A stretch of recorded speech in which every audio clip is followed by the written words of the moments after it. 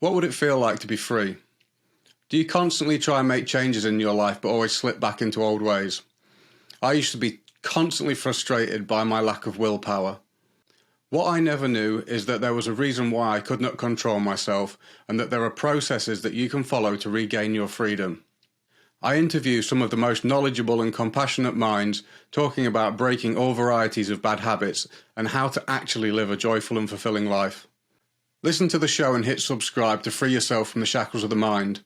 And if you find some benefit, please share it with a friend and let's make the world a better place together.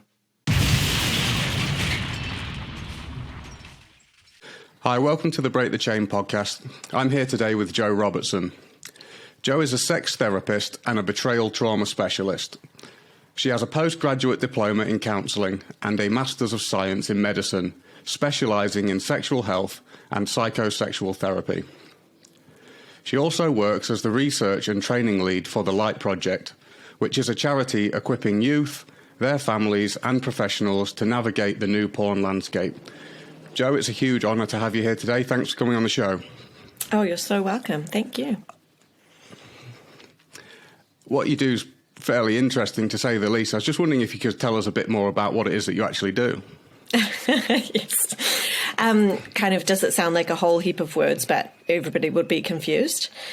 So the two different pieces of work. One is that I work with people around their sex lives and what's going well, what's not going well, what they want to change. And then, and I specialise mostly in female sexual dysfunction. So, when it's painful or uncomfortable or have lost libido or whatever it is. And then the infidelity piece is that I work, or the betrayal trauma specialist is that I've done specialist training to work with couples who've experienced infidelity or what some might call sexual addiction or porn addiction. So do a lot of counselling in there and trying to help the couples either kind of understand the full truth of what's going on and decide if they want to stay together or not, and then help them stay together or break apart in a healthy way.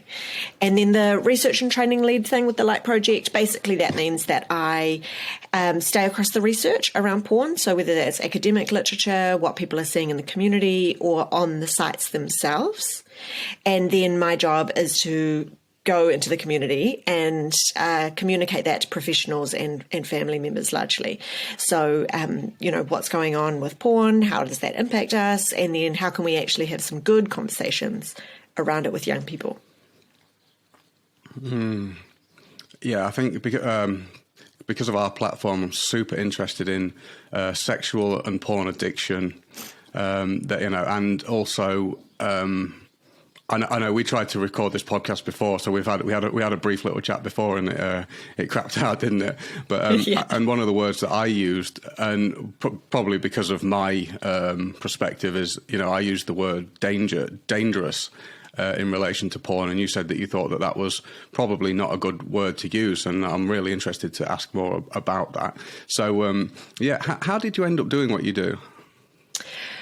Oh, it's kind of a long story, but to make it shorter, I would say I've always been really interested in both relationships and bodies. So right from when I was basically born and could talk and read, I would try and devour as much information as possible about the body and about how it worked. And then I also was fascinated by relationships, how they worked.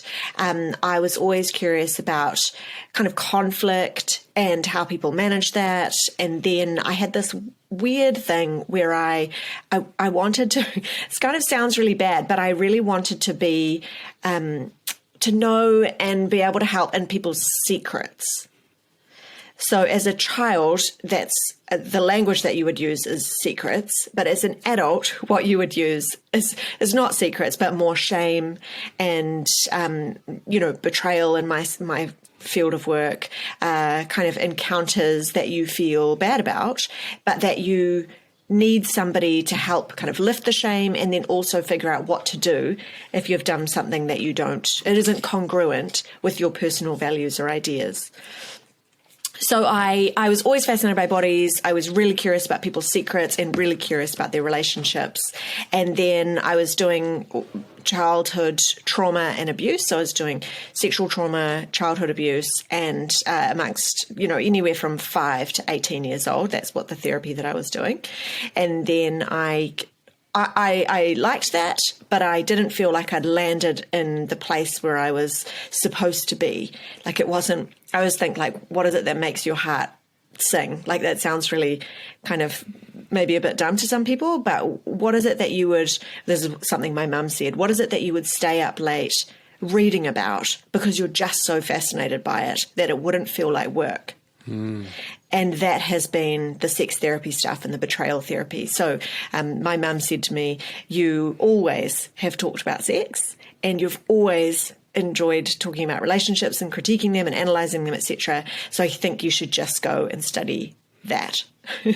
And so that is what I did. And then when I started working with couples, particularly young couples under 25 or under 30, what I was hearing over and over again was the impact of porn on those relationships. And as a result, I wanted to do more research on that, and I wanted to be able to help be preventative in that space. That's super, super interesting. Why do you think it's important that we talk about porn? I think it's important because, of two main areas. One is that it's a primary sex educator. So we know that people use it to learn about sex, that they use it for information, and that is essentially as a template for what to do in real life. So that's the first piece. And then the second piece is that all around the world, we have quite a significant problem with sexual violence. And it's such a problem at such high rates that we can't kind of ignore one of those primary sex educators. So we're willing to talk about things like consent, we're willing to talk about relationships, and we're willing to talk about sexual health in general, but at the moment we're not as a society really willing to talk about porn. And you cannot remove porn from the sexual violence conversation. So I don't think that we'll really break that problem down without having much more conversations about porn. There's some other issues at play, like it does have a lot of racism in it, and that there is some fetishization of sexuality and gender minority groups. And so there's more to that picture, but probably just because of my experience with children and young people, I'm really pulled to trying to relieve sexual violence and sexual trauma. I started laughing in the middle of that because when you're talking about sex education, I just had a flashback to my sex education at school, and it's just like a wooden penis and like a teacher like gives you a condom, and I just remember the teacher that passed me, and it was just like someone that should never pass you. It was bizarre, and then you have to put it on, and that's sex education. And then they show you some horrible pictures which are terrifying, but not terrifying enough, and that was it. And isn't it fascinating? Well, it's not. It's actually terrifying that, like you said, it's a template. And yet, because I've watched your TED Talk, for example, and quite a bit of your content, I've been had reflected deeply on what's actually, it's like what when you land on a porn site. Most porn sites are quite similar, aren't they? Are the popular ones? They have huge, the ones that get all the traffic, aren't they? What do you see when you land on a porn site, a mainstream porn site? So you would see a collection of videos. On a homepage, you probably get up to about 40 videos, and you would see that as a kind of as a plethora of choice. But you will come across a lot of what is now called family content or incestual content. And then you will also see a lot of non-consensual behaviour. You will see very little affection. You will see quite a lot of rough sex behaviours. You will see quite a lot of derogatory language targeted towards women. That would be typical on a homepage. And I don't that's not even a kind of a subjective experience. Like that's not just what I think I'm seeing, but that's what the research suggests over and over and over again. When people do content analysis on the sites, they code it to look for all of those different things. And that is what we see over and over and over again in every content analysis, slightly different rates, but largely the same type of content on a homepage or in the recommended videos part, for example. Yeah. I mean, I've stopped watching porn for reasons that, I'll probably talk a bit more about later, because I had really negative, it seemed subtle the way it seemed, like it wouldn't be doing that much to my life, the effect that it would have on me. But when having used it and not used it, the difference in my life was massive. It was huge in my relationships and concentration and all of those things. So I stopped using it. So I don't. But I did used to watch a lot of porn, and when I used to, daily consumption, and when I would watch it, and I would just, it looked great and whatever, but then the name of it would always be, incestual or, or something. And it would just be the most, I used to look at it and just go like, is that really what people want? Like that used to disturb me, thinking like, are people in society really wanting to consume those names of those things? I'm not entirely sure that, I find it hard to believe that can be what's actually desired by the majority of people, it's difficult. I mean, I've written down some of the names that you mentioned. The most popular ones are MILF, shocked and blackmailed, which is sexual assault. Mum fucks son after husband dies, incest, and just bizarre. Young teen forced, rape, illegal. I find that shocking that those things, and I think I think that my perspective for a male is probably actually maybe I'm the odd one out now, that I'm saying I'm looking at porn and going like, fuck that, that's fucked up. Because I've been on the other side, I've been consuming that content and written, believing that I was having a good time. Yeah. In the long run, I think it was actually doing way more harm than it was good. It's kind of like instant gratification, it's one of those short-term highs, long-term lows kind of scenarios, certainly for me. So, I mean, do you think that that's actually what people want, or is it a agenda being pushed by, like people who are powerful in the porn industry? I think it's both and. It's the algorithms work in such a way that if people didn't click on it, it wouldn't be there. So I think that's pretty challenging to people who consume. But I also think what the porn industry has learnt over many decades is that when they push taboo, novel, interesting, scary kind of content, that people click on it because they're fascinated by what that would mean or look like. But it doesn't necessarily mean that people watch the whole video, if that makes sense. So it doesn't mean that they sit there and watch the full 5 minutes, but they have clicked on it, and they've probably clicked on enough that now the algorithm will continue to push that content towards them. And if you want to watch porn, you, based on what the industry is trying out and also what you've previously clicked on but not necessarily watched a lot of, you will then just see more of that on your homepage. So your level of control kind of diminishes over time, if that makes sense. What the industry does is that they largely respond to what's happening in society. So a typical example would be that there was a lot of incestual content in Game of Thrones, and then we saw incestual content kind of build and grow in the porn industry. And that would have been a bit of A/B testing. So do people like this? And then let's try it out on a platform of some people. Let's try it on a platform let's not try it on other platforms. And what they would have found is that lots of people clicked on it. So it works. However, I don't think at a core level, kind of if you sat down and asked those people, is this what arouses you and turns you on and you're excited about? They would probably say no. But there is also this concept or this kind of phenomenon of the online disposition effect.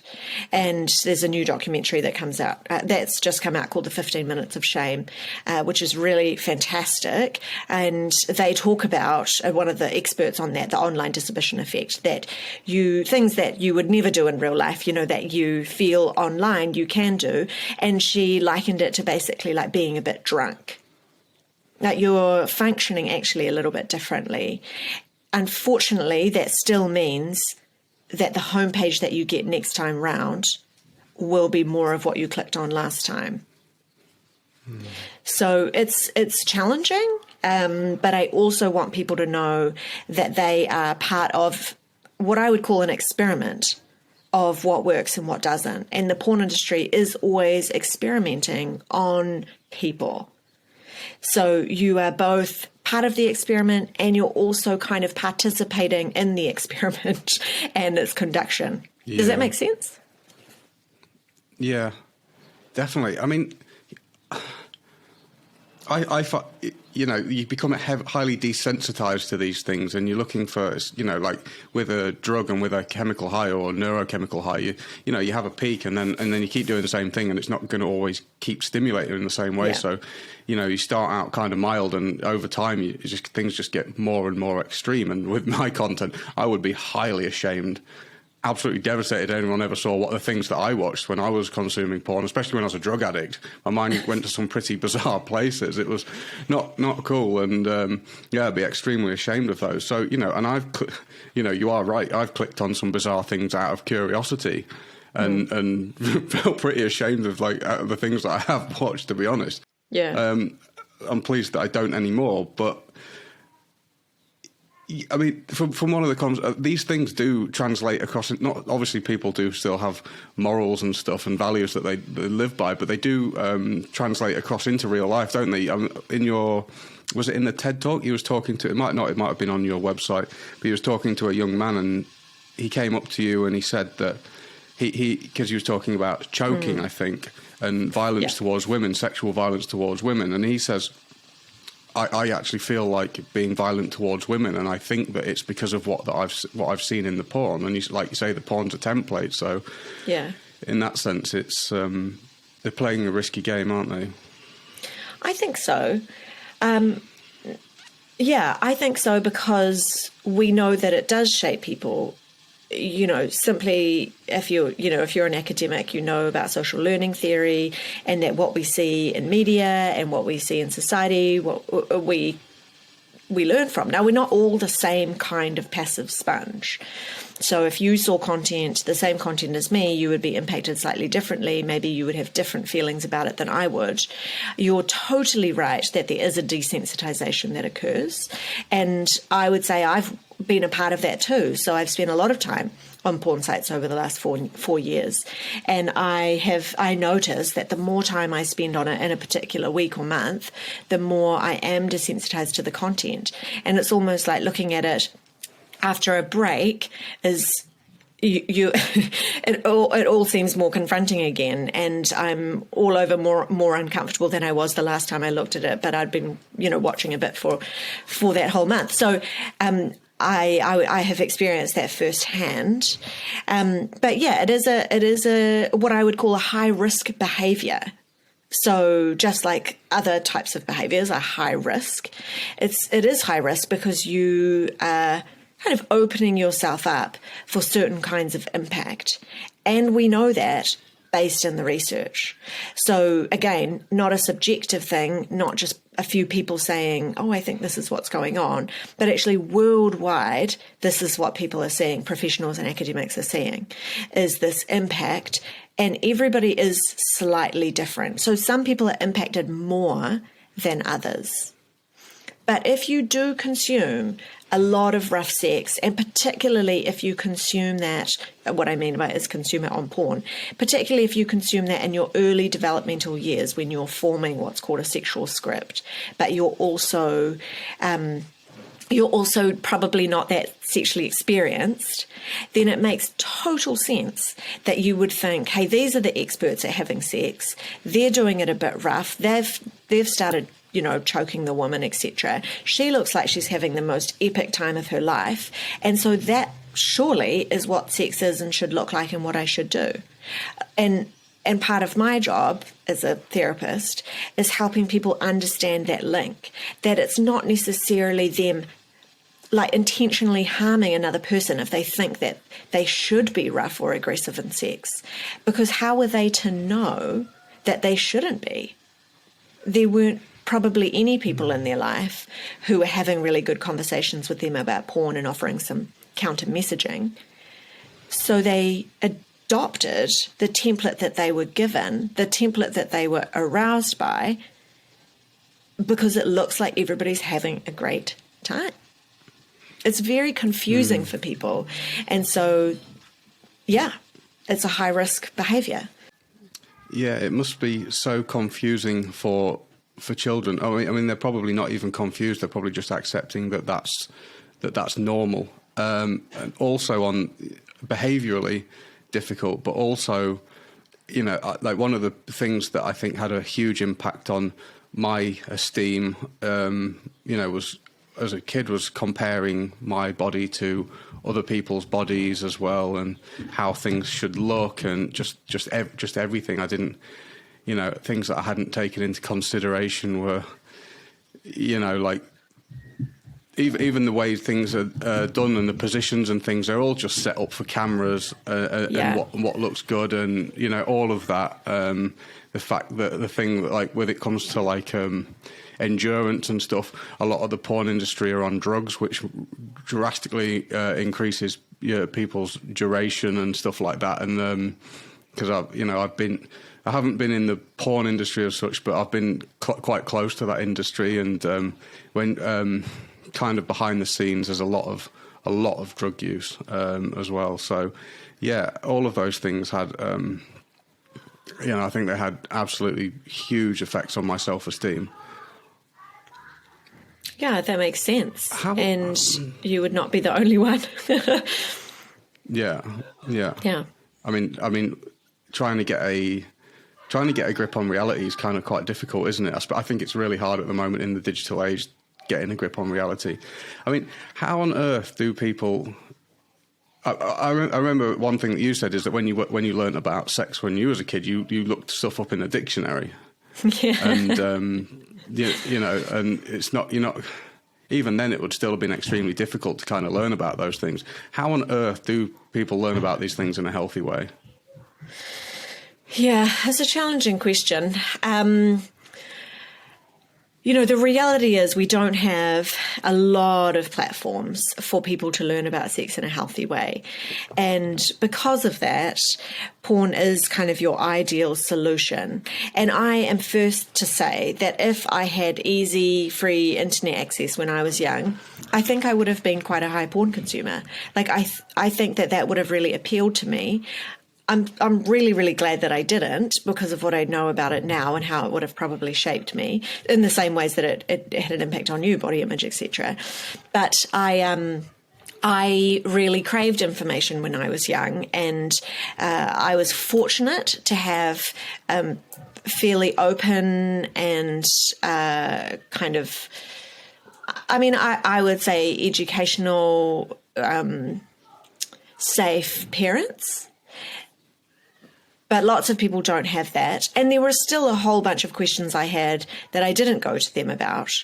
I think that there's a really great book called The Joy of Sex, which has got some kind of graphic images in it that aren't like porn. They're sketched and they're much more educational with some information, attached to them. There are websites like bishuk.com. There are apps that are designed for couples, but they're free, and so a young person could download an app. One's called Intimately Us. It's designed for heterosexual couples, but you can still do quite a lot of learning from it. There's also like for women or girls or people who get periods, there's a site called Clue, and they've got Clue.com, and they've got a what's called an encyclopedia, and that gives tons of information about sex and how to do stuff. So there is more than there used to be, and it is growing, but it's limited. And I'm still, I'm still unsure about what to do about that. And I wish that there were more available. I guess the tension that I have around content, like educational content, though, is that I do, in my ideal world, want people to develop an organic sexual script. I would love for people to not have too many messages imposed upon them, and more that they've figured out themselves in intimate relationships. That's hard if you're not somebody who communicates very easily, or you're not in a safe relationship. So it's easier to figure those things out, what you like and don't like, etc. If you feel really safe with the person you can talk about that with, or ask them to go here or do this and don't do that, blah, blah, blah. So there is... I get that there are some conditions to developing an organic sexual script, but it is ideal because then you're not being told what to do. You're learning based on your own pleasure. Does that make sense? I mean, it's not something that nature's had a particularly difficult time figuring out, is it? Let's face it. Let's look at animals. They figure that out. Don't know how they know what to do, but they know. It's kind of instinctive, isn't it? Yeah, I think it's really sad that there's such an emphasis on sex in society, how it's positioned as like it's the goal of life. I think that sex is, I mean, I have a spiritual perspective on life. And that is that we are a spiritual spark inside the body, and we relate with the body believing it is who we are. But all of the pleasure that comes through the body can never completely satisfy us. So it's kind of like it's always fleeting and temporary. And then it's always like chasing the next thing. And it's like scratching, you get itchy and then you scratch it, and then the itch comes back and you keep scratching it again. But like the deeper, more fulfilling things come from things that are connected to kind of things with deeper meaning. If you're like compassionate to people and are kind and try and help other people, and I know science backs that up, if you do acts of kindness, that instead of being like a Hall effect, it's kind of like good, and then as soon as you stop doing it, it pretty much drops off. Whereas I think it's is it the PERMA thing, the positive psychology, that talks about that, and how the lasting effect of acts of charity actually goes on to last even into months after you've done them. So, I think the fact that those short-term pleasures are so emphasised really distracts us from doing things in our lives that are more important. And but this is the thing that frustrates me with sex, and it really irritates me. It's like I try really hard not to make it that important in my life, but if you're in a relationship and it's not good, the relationship's doomed. And that's maybe my problem. Do you know what I mean? Like, it's like you have to do it. It's something that I'm sure that in a really highly elevated spiritual position you can get beyond that, but I'm not. And it's like you have to make it good enough. And it's got to be at least good enough, and consistent enough to sustain a relationship until the point where you maybe aren't too worried about that anymore. And I can't see that being for another, 20 years maybe. I hope so, because I think that there's a peacefulness that comes with...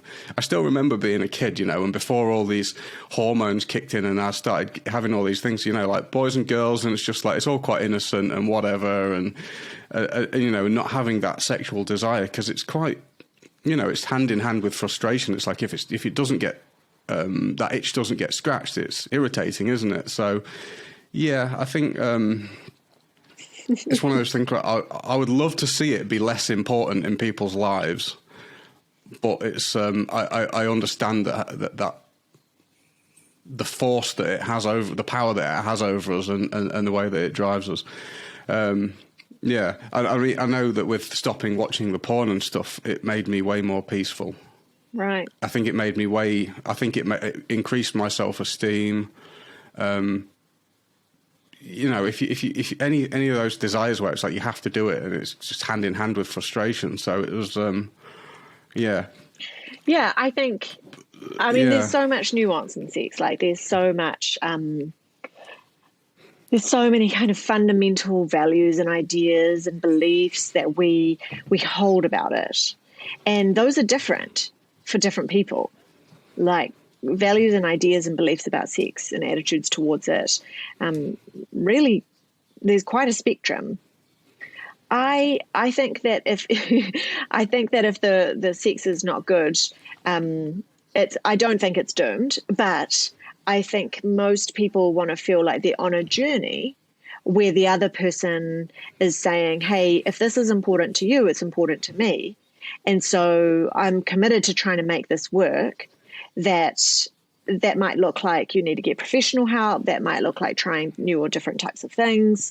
Because I work in sexual dysfunction, I know that a lot of, for example, women experience significant sexual pain, and that doesn't mean your relationship is doomed. It means that you need to try and understand that pain, where it comes from, and then treat it. I find actually that people who have challenging sex lives that haven't gone super smoothly can still have some of the most phenomenally caring, amazing, high communication relationships. And partly that's because they've done the practice that you have done and talked about, is saying, hey, this is not the most important part of us.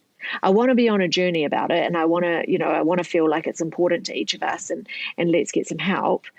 But it is more important to us that we communicate well, that we are emotionally intimate, that we value each other, and we've, blah, blah, blah, all those lovely things. So, I think what media does largely is it sends the message exactly like what you're saying. It sends the message that sex is the pinnacle of the relationship and this really essential part of life. And that, if it's not naturally good, if it's not like fireworks or, a phenomenal experience every time, that we are flawed or that we are somehow defected. And that is not true. There can be some actually just physiological things happening in your body that mean you have a challenging sex life, and we can treat those things. Yeah. It was interesting that you mentioned Game of Thrones, because I started watching that when I was, 20, 21 or whenever it was when it came out. And I couldn't, because I've been so desensitized to, I've become sensitive to porn because I haven't watched it in so long. When I got into a relationship recently, my partner, she was watching it, and because it was all there and I'd only watched 3 seasons, I got into it, and then I ended up it was lockdown. I ended up binge watching the whole thing, and it was extremely disturbing to me because it's so pornographic. It is porn, and I just thought that it was what the effect that it had on me. One of the reasons I don't like porn is because, especially when I'm in a relationship, the last thing I want is my mind going to other people's bodies. And, it's like being drawn away from my partner. I want to be interested in them, in their body if I'm in that relationship, I don't want my mind being taken away from that. So, I really felt that effect. And I thought it was, because I haven't really watched much stuff like that on TV, but I feel like Netflix is really,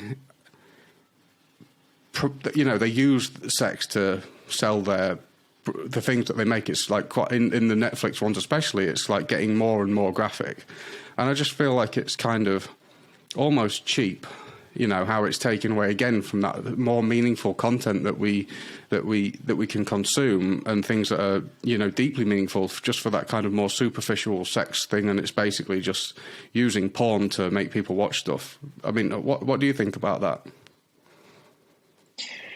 Yeah, I would agree that I found Game of Thrones deeply problematic and really confronting and seriously uncomfortable. And that is because I'm really sensitive to sexual violence and gendered violence and the impacts of, porn and other sexualized content on people's ideas and then how they practice sex in real life. So I'm always looking at stuff through that lens. I can't help it. It's like a hazard of the job. And so I just couldn't watch very much of it at all. I actually only watched it because I needed to understand what people were learning about.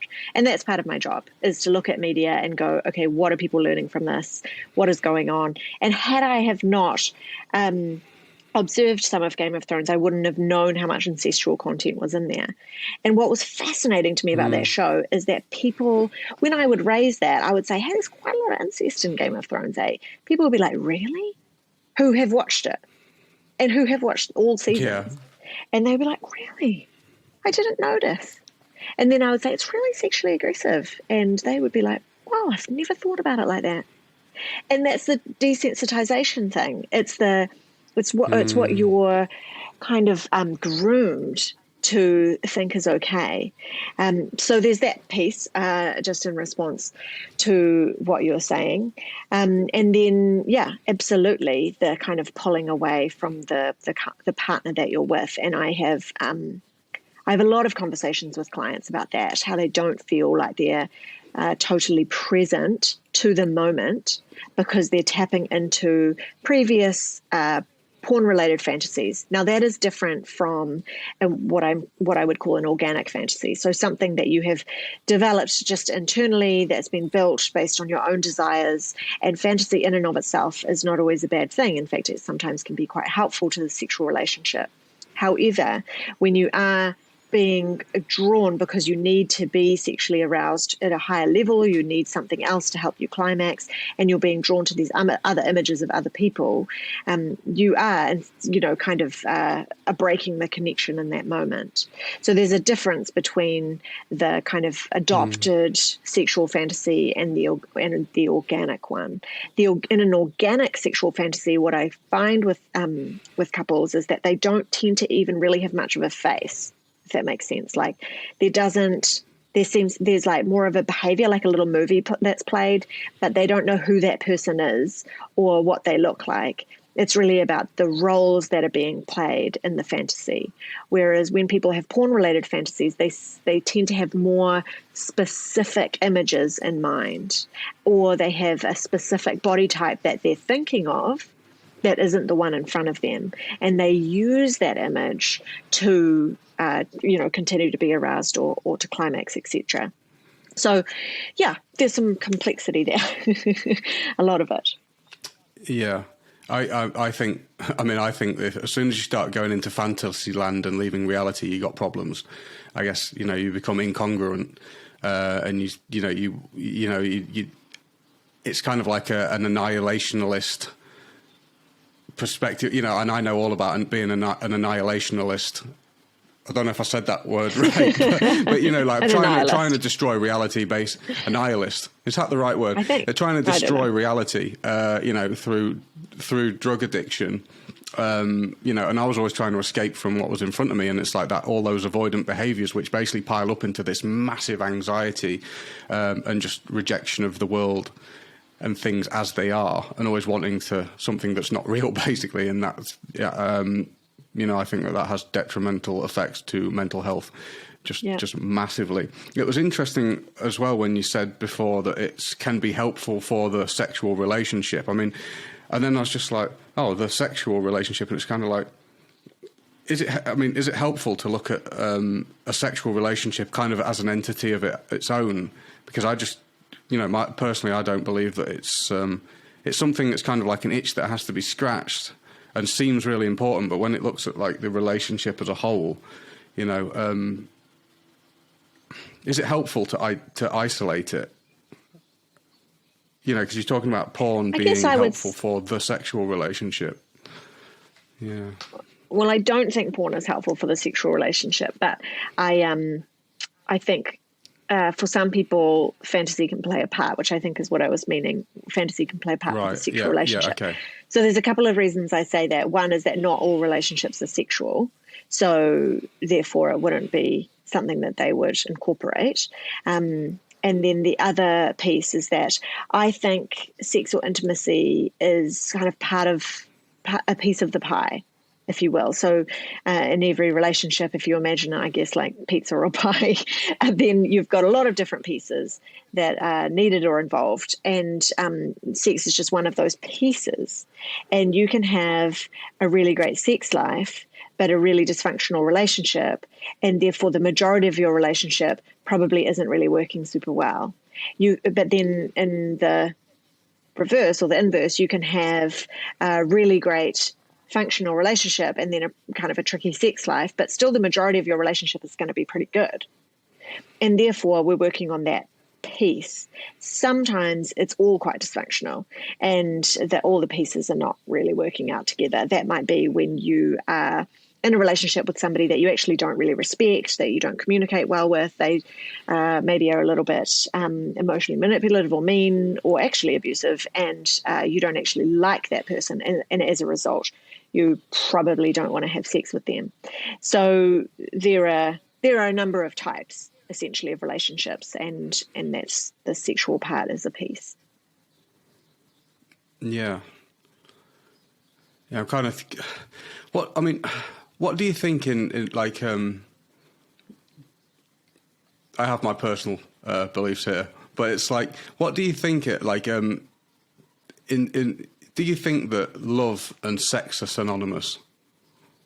No. And do you think that they have any relationship? Yes.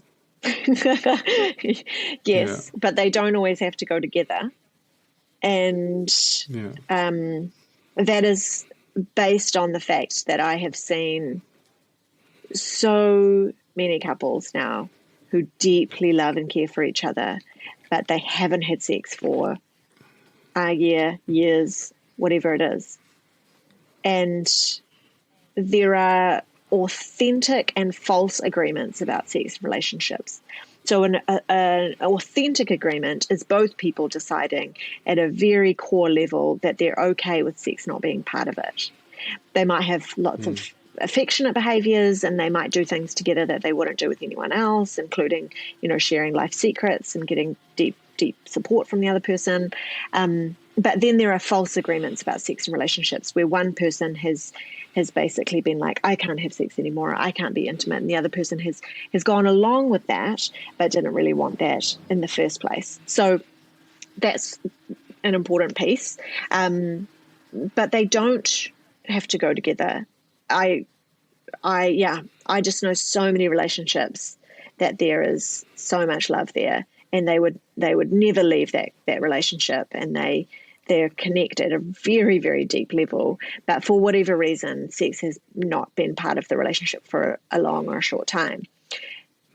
When I would say on top of that the majority of people do want sex to be part of the relationship, but they're not sure how to make that happen if it's been problematic or dysfunctional in the past.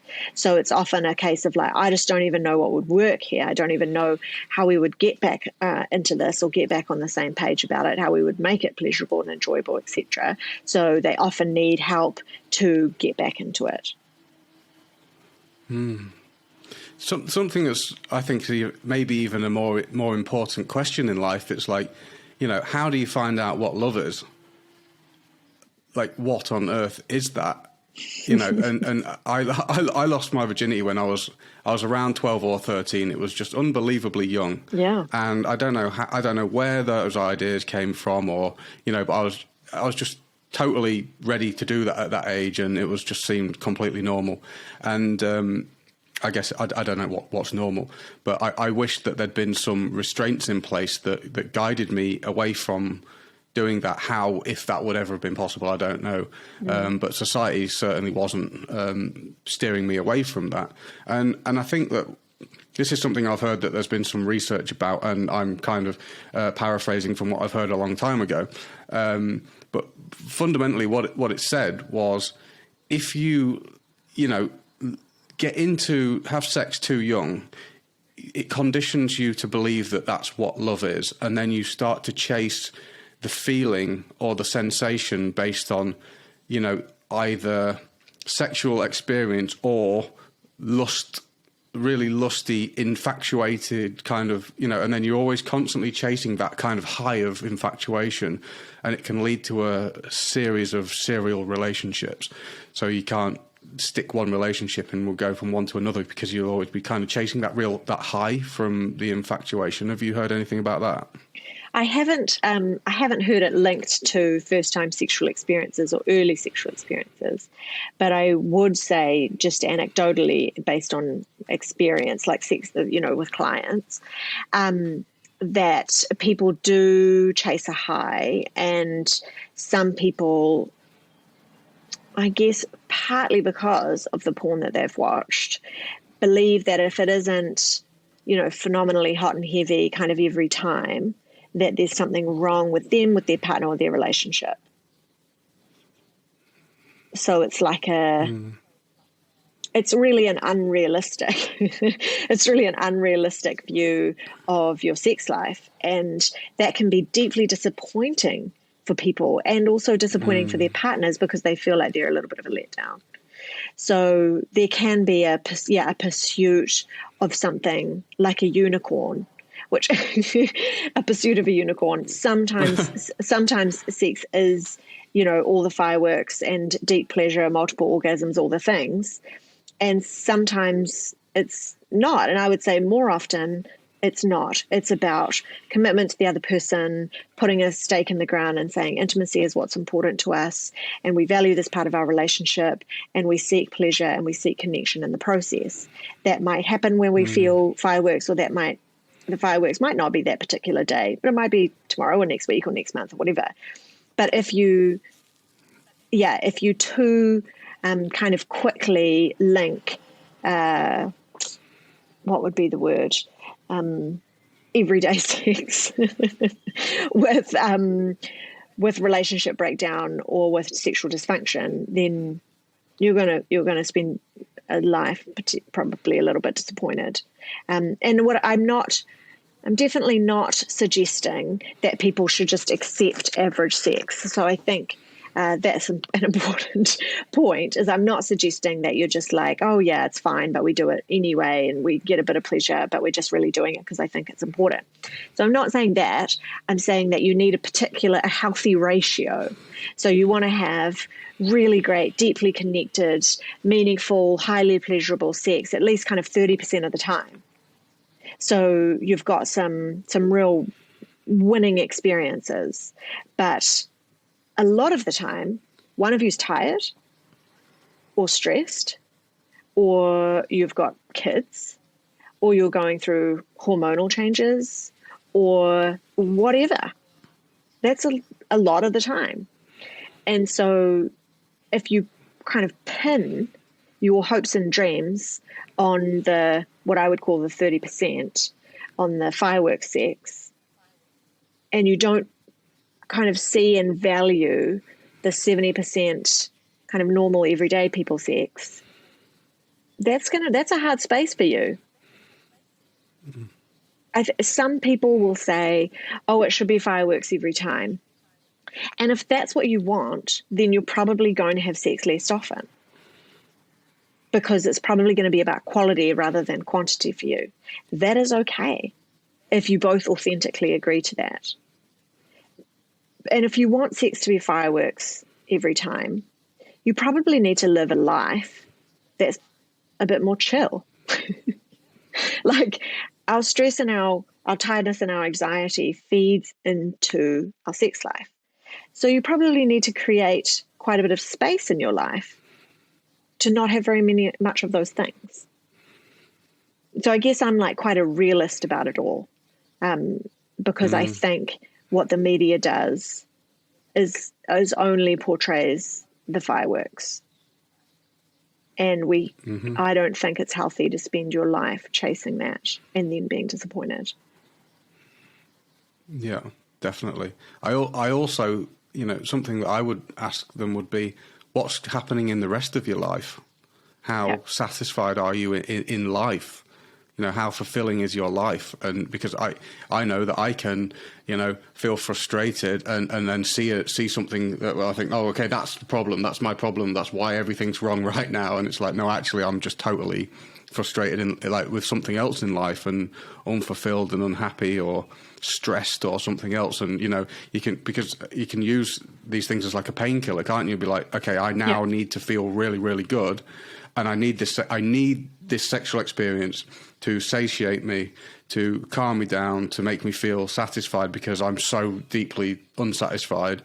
And then it doesn't do that, and it's just like that. Then your partner is getting, they are going to get a hard time, and blamed. And that's called anxious sex, where you're using intimacy or sex as a numbing, coping, or escaping behavior.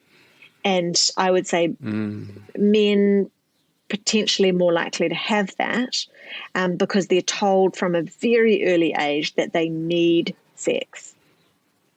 So there's this strong social message that's like, you need sex and you need it frequently. Now, I think that usually there is a higher libido there and a slightly higher sex drive. Not always the case, but usually, and part of that is hormonal reasons for women or people with periods. So there's like a real valid reason that that's happening. That's not to shame women in any way, but people don't need sex, and it's not like it's not like a primal need to survive life, if that makes sense. So a need is like water, food, shelter, and also we do need emotional connection. We need people in our lives, and that's been shown through many different types of research. But it's not a fundamental need of your life. You really want it, and that's totally fine. But it's a kind of a thing that men are taught very, very early on. And I think, they use that, or they wield it in relationships in unhealthy ways. So saying like, I need to watch this porn because you don't have sex with me enough, or I need to have sex with you more often, so you need to provide that for me more regularly. And, that's very unhealthy. Both can be very unhealthy. Yeah. When I was a teenager, it was like a badge, and it was social status. And the reason that I wanted to do it when I was, in my teens was to tell my friends. It was ridiculous, and that meant that a lot of women got objectified and used for my selfish interest. It was so sad and shameful behavior again, but to have that realization, that's why I stopped doing it and stopped doing all that kind of toxic stuff and just stopped pretty much engaging in that altogether almost. And I really have had some problems in those areas, and and also in holding down a relationship as well. All of those things I've found extremely difficult, and I've come to a point in my life now where it's like one kind of thing that I worked towards was not having casual sex or not having one night stands, and tried to commit myself to like, if you're going to do it, you're going to do that in a relationship.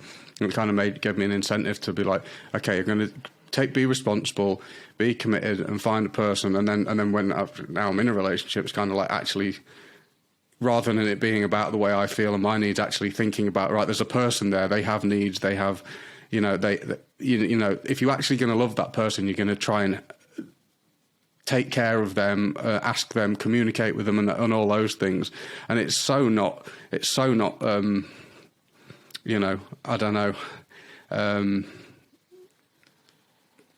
in the eyes of men, I guess, I don't know, like cool or any of those things. Yeah, and totally. it's not easy either. It's just totally fucking difficult to do it. But I found that doing that has brought me a lot more happiness than all the, than the looseness and the, chasing desires or all the selfish stuff that I used to do. And there's some hard realizations came from that with me, and I don't know if men, especially young men, know any better, because I just don't believe people know what love is anymore.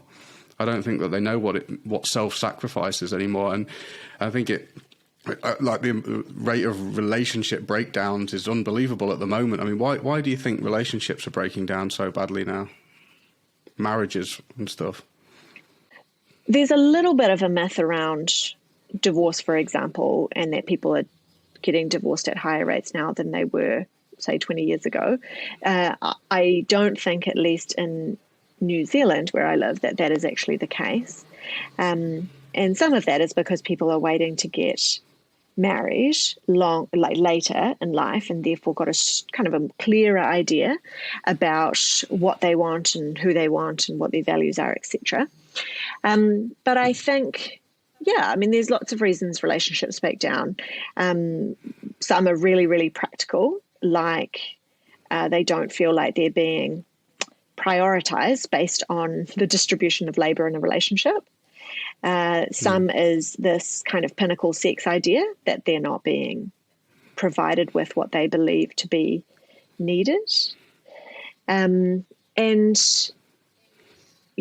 the feeling that you are there to meet the other person's needs or wants in every kind of way, not just sexual, but and not fully being valued or celebrated or affirmed, etc., in the relationship.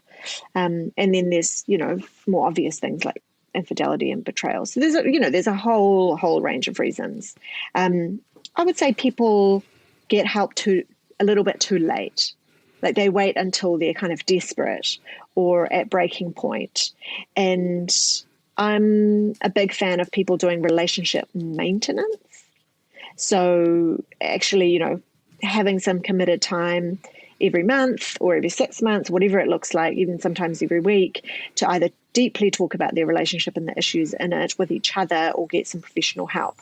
Just waiting until you're nearly at the end of your capacity, it means you've got so much more to recover from.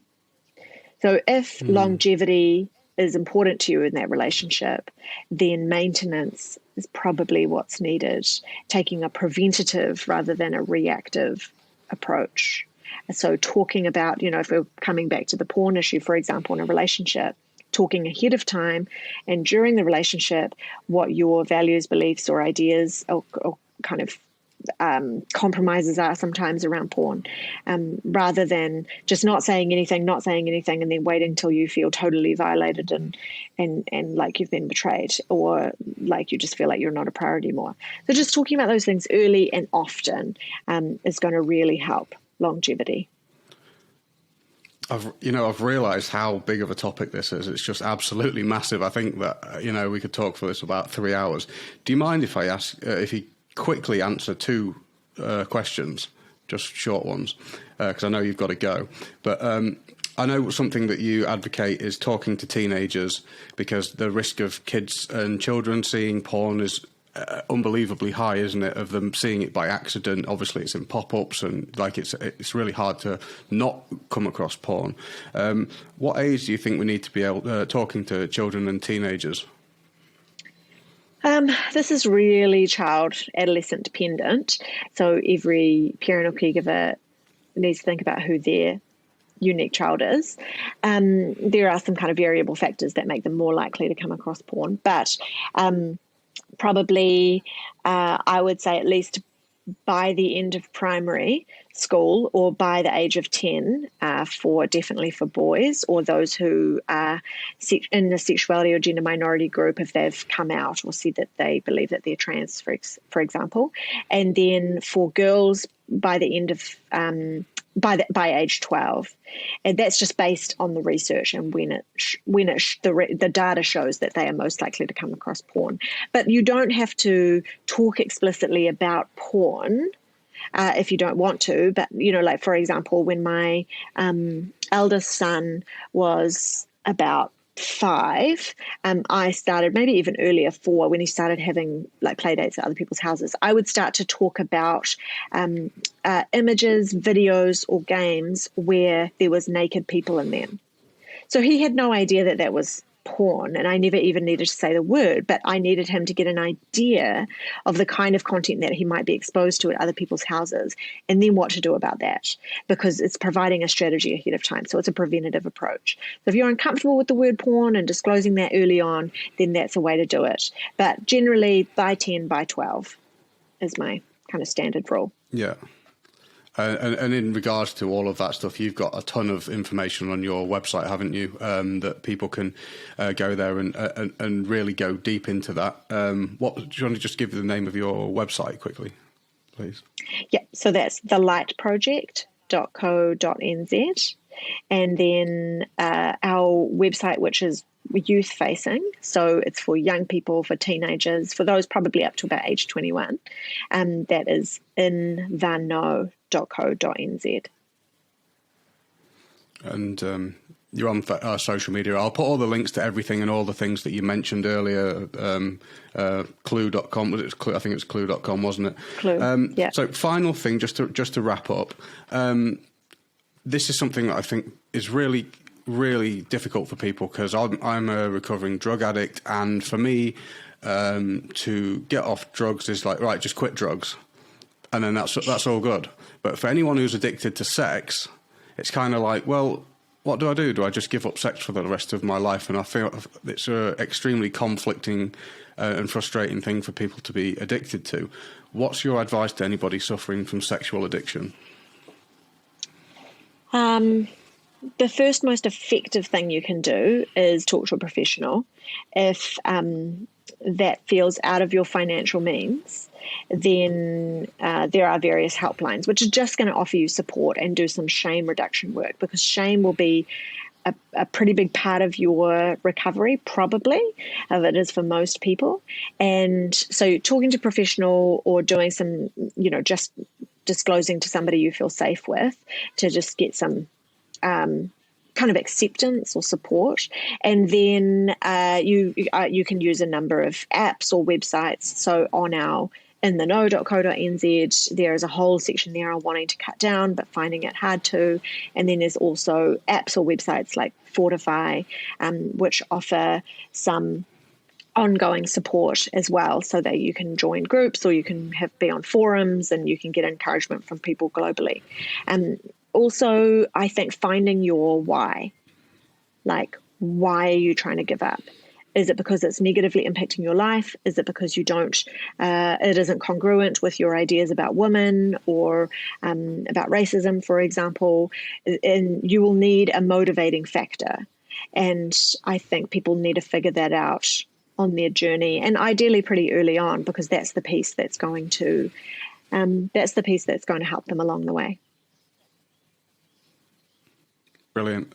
Thank you so much for coming on the show. It's been really, really interesting. I know I haven't got through hardly any of the questions that I was going to ask. So what I would encourage people to do is go and check out your TED Talk, because kind of it's really informational, about all the rates that porn use has increased, just talking about how it's just mind-blowing how much more people are actually consuming these things compared to what they were. I mean, what you mentioned about when you had to, if you wanted to watch porn, you'd have to go down to the video store, potentially face seeing your next door neighbour or someone that you know with a porno in your hand, and then go and watch it. And the only TVs in the living room, so you'd have to sneak. It's just such a public process. And now it's just so you can just totally do that in privacy now. So yeah, that TED Talk is really, really good. Please go check that out. And thank you so much for coming on the show today, Jo. You're so welcome. Thank you. Listen to the show and hit subscribe to free yourself from the shackles of the mind. And if you find some benefit, please share it with a friend, and let's make the world a better place together.